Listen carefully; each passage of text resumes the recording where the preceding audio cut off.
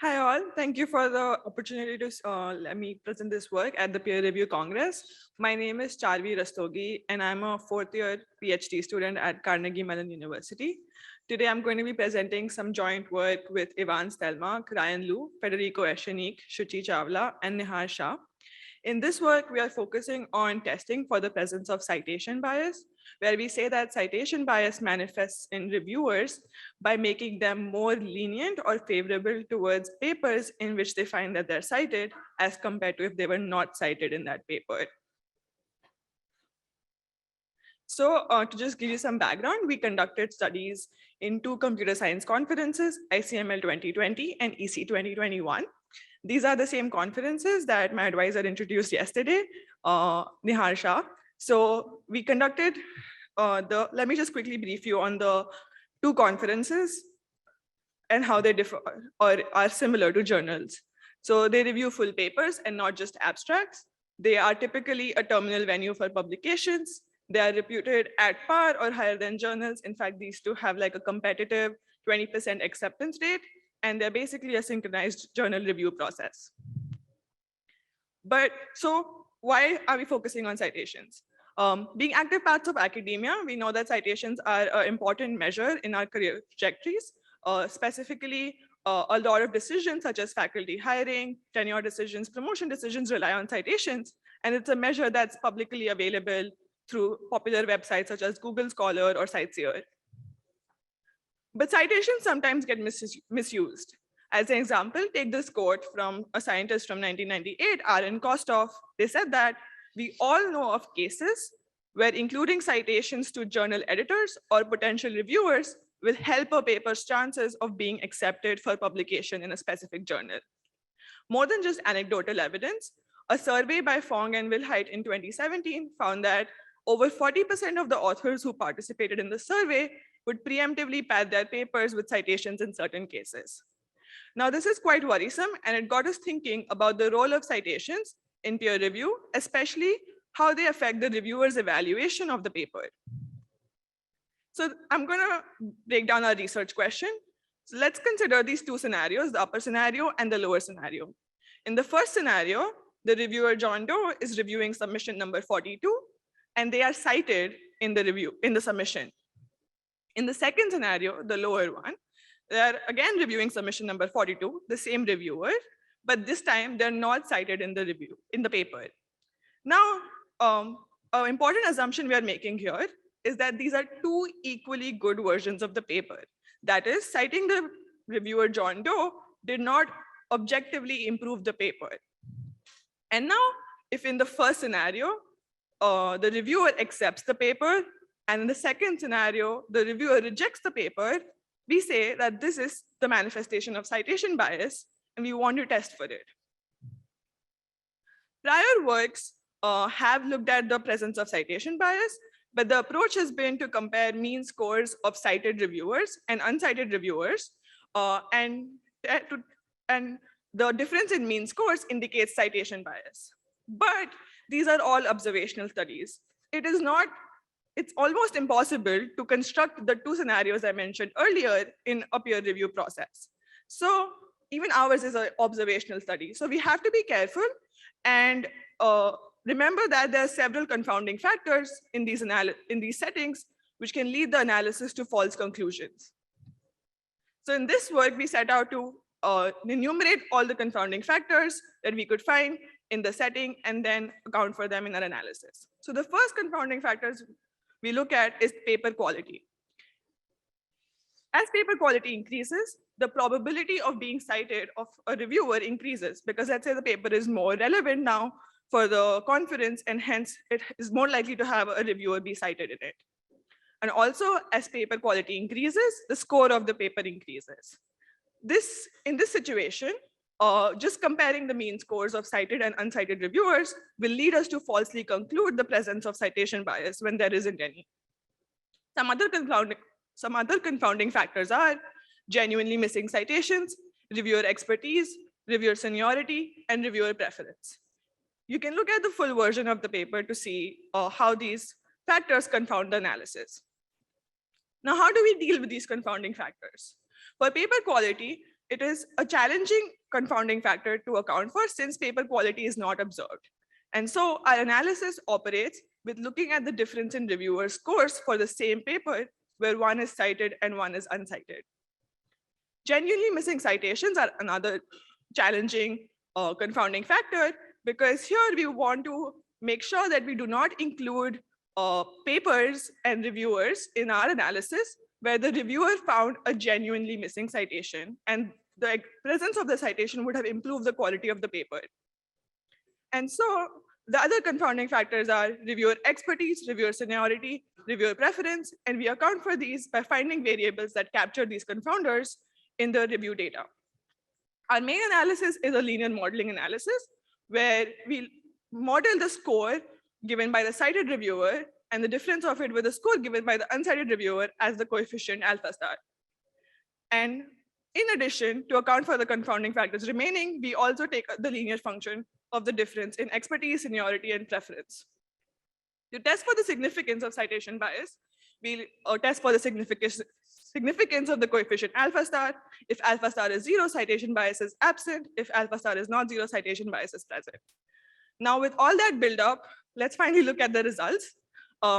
So the EC and ICML were the two conferences, like I mentioned, that we conducted our analysis in. EC saw 283 submissions, ICML saw 1,031 submissions, and both of them show strong evidence for citation bias.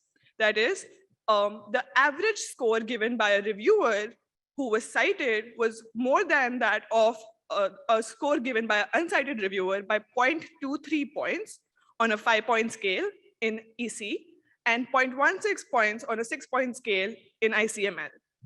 Both of these values were significant.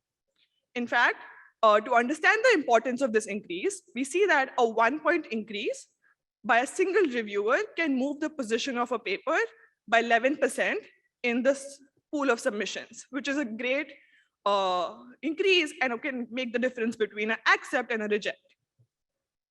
So with these results, we summarize that we find evidence of citation bias in both conferences, ICML 2020 and EC 2021, and we advocate for policies to fix these issues. Thank you. Thank you. Okay, questions?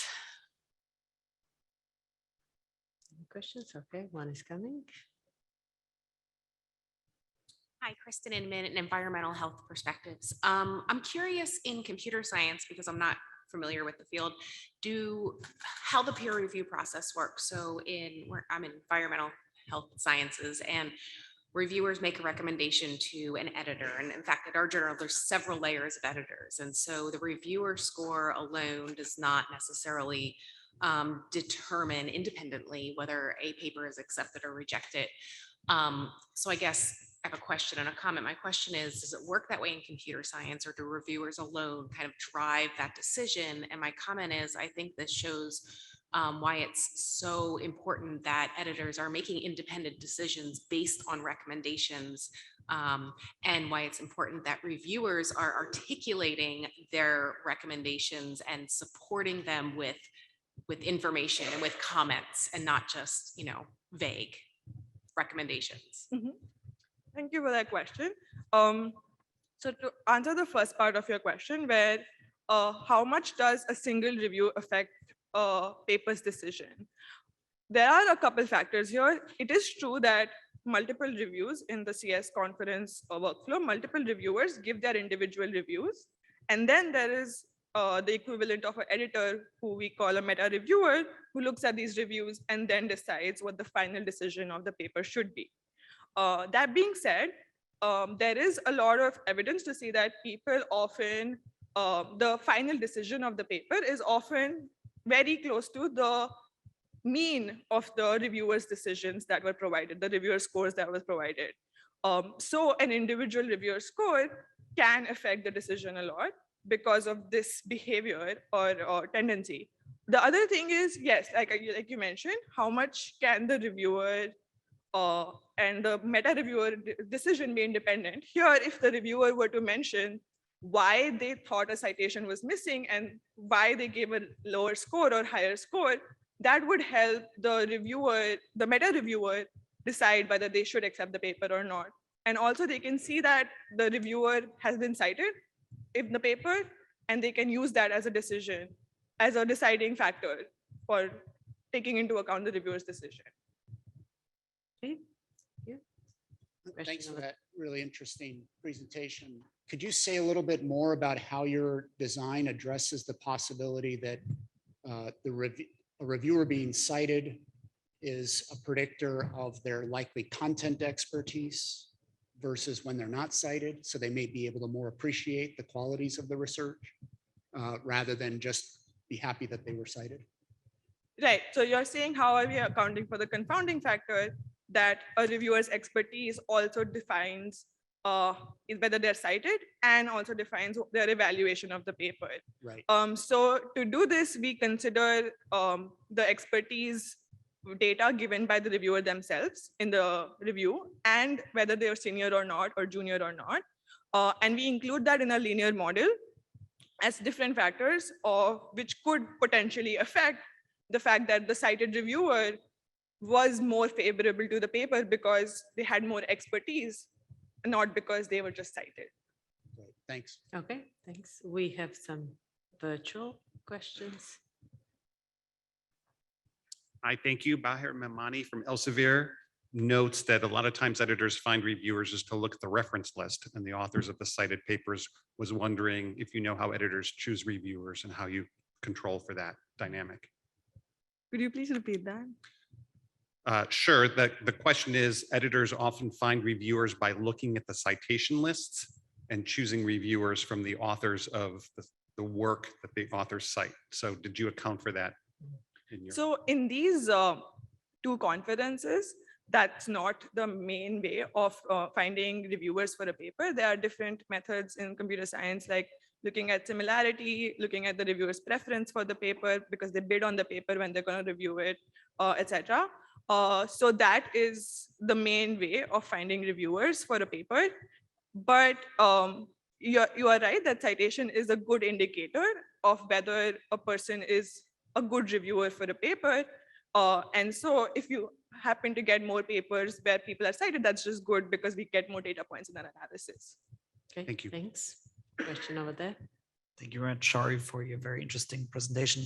One of the things that I think is problematic, citations carry like, sort of have two functions. One of them is giving credit, and the other one is obviously informing the reader that there is additional background information. So I was wondering, and maybe you mentioned this already, can you use this to sort of like, identify like, a credit citation versus a content citation, or I don't know how you would call this. Does that make sense? Yeah, that's an interesting question.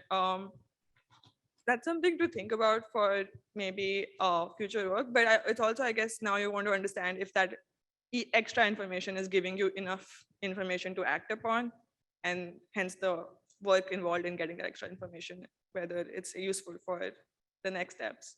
Very much looking forward to that future work. Thank you so much. Okay, David. Hi, David Schreiger, UCLA. Thank you for that presentation.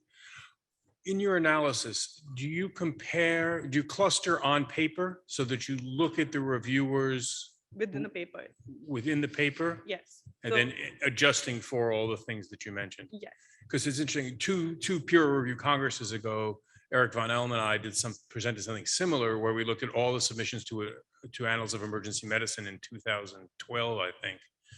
And we found, we didn't adjust for some of the things that you mentioned, but we found no evidence that the reviewers that were cited ranked the paper higher than the reviewers who weren't. Mhm.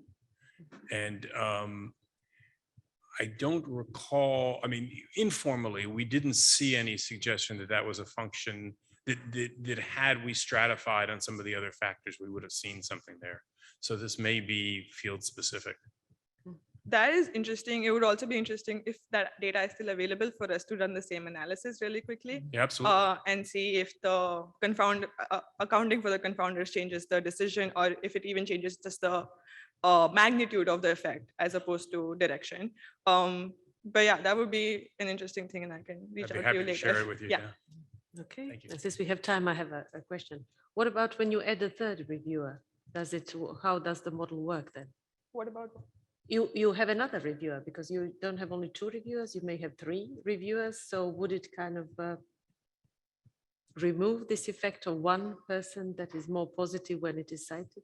Yeah, that's a good point. And that's one of the suggestions of how to account for this bias without involving reviewers, is just by having one cited reviewer and one uncited reviewer for each paper.